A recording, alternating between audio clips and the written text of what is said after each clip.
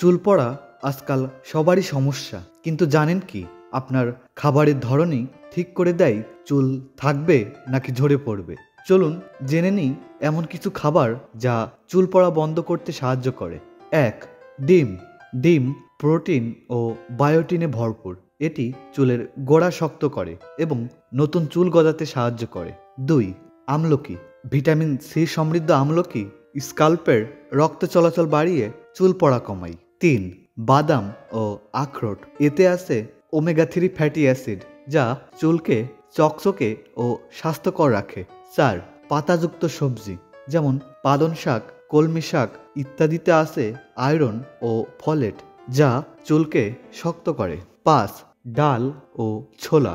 এগুলোতে protein, iron ও zinc ভরপুর মাত্রায় রয়েছে, যা চুল পড়া কমাতে দারুণ কাজ করে।